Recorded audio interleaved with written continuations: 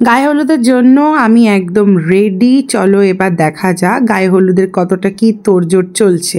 তো বেরিয়ে এসে দেখি এখানে মাছকে সাজানো হচ্ছে, মানে রীতিমতো মাছকে রাজকন্যার মতো সাজিয়ে মেয়ের বাড়িতে পাঠানো হবে। চলো এবার ছাদে যাওয়া যাক, কেন ছেলের গায়ে হলুদ শুরু হয়ে গেছে। ছেলের ছোঁয়ানো গায়ে হলুদ যাবে মেয়ের বাড়িতে। গায়ে হলুদ আর মাছের সাথে সাথে যাবে বেশ কিছু তত্ত্ব মেয়ের বাড়িতে। তো ওরা বেরিয়ে যাক মেয়ের বাড়িতে তত্ত্ব নিয়ে, আর আমরা তারপরে রোস্ট করব আমার দেওরকে।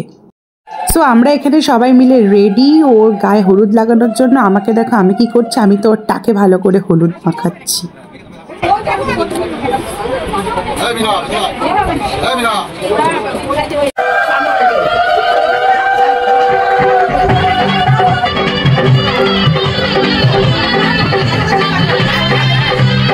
এই যে হলুদ মাখা হাতগুলো দেখছো, এটা হলো আমার দেওরের সব বন্ধুরা আর তার ওয়াইফরা।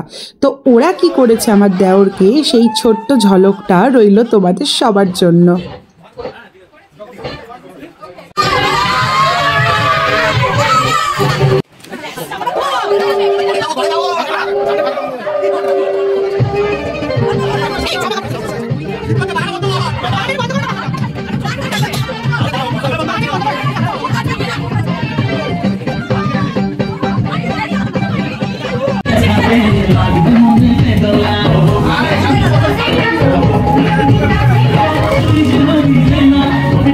আগের দিন রাত জেগে যে মেহেন্দিটা পড়েছিলাম আমরা যা ননদরা মিলে, সেই মেহেন্দি হাত দিয়ে একটা কেরামতি ভিডিও বানিয়ে ফেলেছি।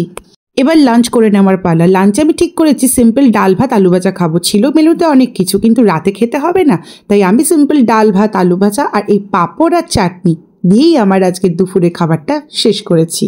দুপুরে খাবার শেষ করে সোজা চলে এসেছিলাম বাড়িতে। বাড়িতে এসে একদম রেডি হয়ে গেছি, আর আজকে আমার এই ওয়ান্ডারফুল লুকটা ক্রিয়েট করেছে আমার বোনু, যার নাম হলো রায়না।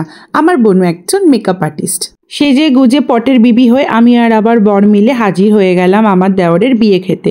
যদিও বা দেওরের বিয়ের লগ্ন ছিল অনেক রাতেই, তো আমরাও একটু দেরি করেই এসেছিলাম বিয়ে বাড়িতে। এই যে আমার দেওর বর বাবা জীবন। বরকে হাই হ্যালো করে দিয়ে পেট পুজোর জন্য চলে এসেছি। আর স্টার্টারে ছিল আমার ফেভারিট চিকেন মোমো, আর তার সাথেও ছিল বিভিন্ন ধরনের কাবাব।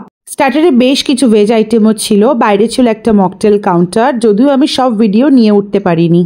চলো তোমাদেরকে দেখাই বিয়ের মণ্ডপটা। বিয়ের মণ্ডপটা খুব সুন্দর ডেকোরেট করা হয়েছিল।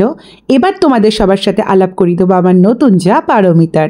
আর এ হলো আমার পুরনো যা অপরাজিতা।